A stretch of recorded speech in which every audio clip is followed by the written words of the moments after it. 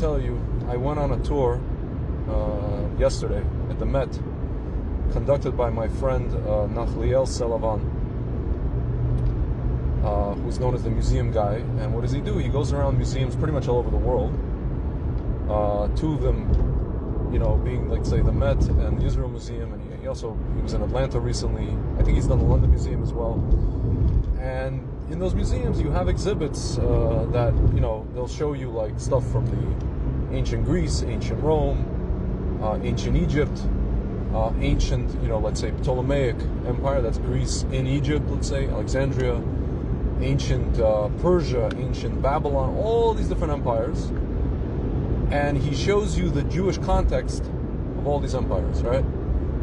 So sometimes you'll see outright just Jewish, paraphernalia, accoutrements in the museum, like mosaics from floors of synagogues, just examples, menorahs from the Middle Ages, any kind of, mezuzot, any kind of Jewish paraphernalia from all the different, time periods and different places. Some are from Israel, some are from North Africa, some are from Europe. Any place where Jews either were exiled or pretty much where we're from, which is Israel, right?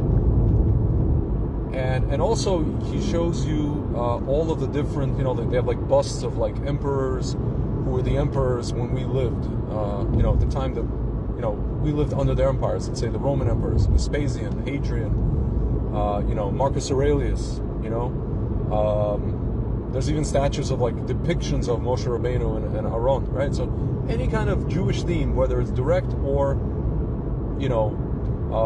indirect, let's say, or even if it's direct, it's kind of like giving us context for that time period, right?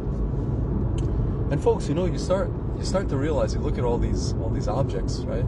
These relics, and you start to realize, wow, these guys, all these empires were the, so to speak, America and Europe of their day, right? They spanned the entire world. Everybody around the world basically had to speak, so to speak. There was a lingua franca. They had to speak their language. Let's say if it was Rome, pretty much the whole world had to speak. Everybody had their own languages, but they had to speak Latin, right? If it was Greek, they had to speak Greek. If it was this, they had to speak, whatever it was, ancient Egyptian. There was overlaps, right? There were people had to, they had to adopt the other people's cultures because they lived under them.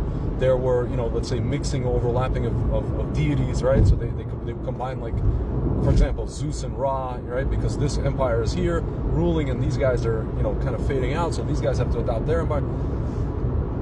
And so you realize that there was always dominant empires. There was always empires that everybody thought that, these guys are going to last for like thousands of years, like Hitler wanted, the 1,000-year Reich, or like Rome, they wanted to be for thousands of years. And you realize, for one reason or another, these guys, first and foremost, at some point, at one point they treated us well, the Jews, right? We lived among them as subjects of their empire.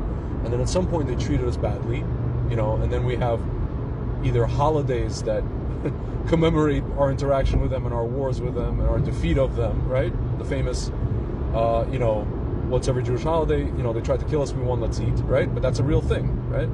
With these empires. Or it's people that, let's say, destroyed our temples. We're talking about the Babylonians, we're talking about the Romans, right? Okay, and we have a day that commemorates that. Or a time period, the 3 weeks, whatever it is. The 10th of Tevet we just had, right? So, but whether we had wars with them and we beat them and let's eat, or there was calamities for us at their hands, right? All of those peoples are now, for one reason or another, without getting into too much details as a historian, are gone. Those guys are gone. And folks, we're still here. We're still the same people, literally, genetically and spiritually, as who were at those times. As we say, in those days, at these times. We're the same people. We may have been scattered. We went to Europe, we went to America, we went to, South Africa, North Africa, China. Some of us floated to China, started yeshivot in China, Japan, Birobidzhan, Eastern Russia, wherever we went, guys. But we're the same people still, and we're still here, and, our population has never risen above a certain number, like 20 million, and then, a guy like Hitler comes along, knocks out like 6 million, and then, to start from scratch, rebuild in Israel, rebuild in America, rebuild in Europe, rebuild in, South Africa, other places.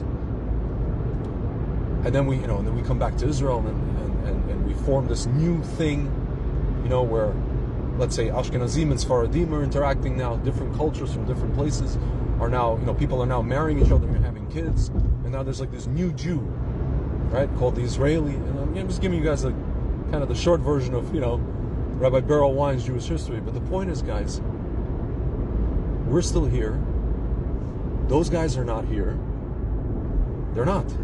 And everybody thought that they were going to stick around and that we're going to be destroyed. By all logic and all reason and all math and all statistics, we should be gone, God forbid. Lo aleinu. Rahman al-Atzlan, as we say. But we're not. And they're gone. And so now, guys, you have to ask yourself two questions here.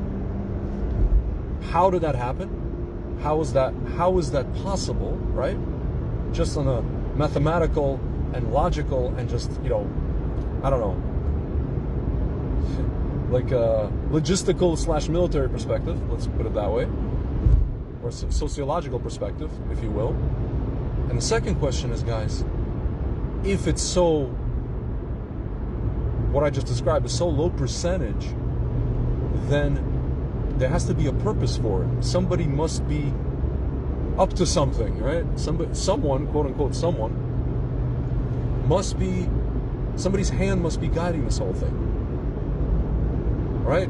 Sometimes, that someone is taking us like a small child in the dark by the hand, but he's still guiding us by the hand, right? Like a father, right? And now you may come and say, well, okay, he's guiding us like a father. That's true. And if we're still here, that's true. And those guys are dead, that's true. Those guys are long gone. Not, I mean, dead in the physical sense, but their empires are gone. But there still remains the question of all this violence and all this carnage and all this persecution and all this seemingly like reasonless stuff. Even now, guys, you see on campuses, and we see it today. It's nothing new. We kind of forgot about it. We lulled ourselves to sleep in the Western world. We forgot about that this is even possible, right? Steven Spielberg said, I never thought this could happen here, where I live, where I grew up, with all this consciousness of the Holocaust and anti-Semitism and all these organizations and all this, all this stuff that he got into his head, and he's been participating in on a more cinematic level. But it's back. It's not back. It's always been there. Now it's just it's active again, right? It's nothing new, really. It's a spiral, right? Time is a spiral. So, my friends, you have to ask yourself the question: how are we still here? And despite all the violence and all that stuff, which, by the way, the Torah said would be, and the Prophet said would be, as harsh as it is for us to hear, and we don't want to accept that. And if we really delve into it, it's going to be very, very difficult. And a lot of, unfortunately, the so-called kiruv organizations and rabbis don't tell us, meaning a few do, but most people like to sell us the fluffy version of why we should do mitzvot and keep Torah mitzvot and how Hashem is with us. But guys, I mean, the reality is the reality of Jewish history, right? And it has a purpose, but it has a purpose. That has a purpose, that stuff that happened, and there is a purpose in terms of the end goal of the end game here. And it's not for us to be completely destroyed, and it's, God forbid, not for the world to be completely, burned up as unlike Greta Thunberg and company would have, would claim, would scream at you, even though I don't even think she believes what she's saying, but that's another story. Guys, there is a goal here. There is a goal. It involves the redemption of the world. It involves goodness. It involves holiness. It involves Hashem ultimately revealing Himself to us, and however that's going to look like. It involves us, living in peace. The world living in peace. Yes, that is the goal, and that is the purpose. And the Jewish people are the beacon of that entire story, guys. That's why we have been allowed to stick around. I like to say, if you guys have seen the movie and also the show they had called Highlander, he's like this guy who kind of traverses the entirety of history. He's like this immortal guy and he like outlives. He goes through all these situations and themes and plots, and there is violence and there is death, but he spans the centuries, right? He reincarnates into something else, and he's still kind of the same guy, the same neshama, if you will, the same soul. And I like to say, and it's called a Highlander. So guys, I feel like the Jewish people are like the Highlander of history, of world history, human history. And the Highlander has a goal, right? Just like in that show. So yeah, guys, ask yourself that question. How is it that we're still here despite everything I just told you? And those guys are, again, long gone. All those empires, all those great, if you want to say, look at America, America was created by people who believed in God, believed in, let's say, Tanakh, they did. But the minute it ceases to be a nation, or let's say, if you want to call it a reluctant hegemonic empire that is not attached to, the God of the Torah, right, and starts to be attached to other things, it starts morphing, unfortunately, into some, just like one of those other empires, the pagan, fruity, Gnostic fruitcake empires, as me and Frank like to say. And so now the question is for America, which way is it going to go? Is it going to be part of Israel's, the Jewish people's trajectory with Hashem, or is it going to go in the way of the empires of old and fade away? I don't know. That's up to them. That's up to the good people of America, really. You know what I'm saying? Anyway, guys, just some food for thought for these days, and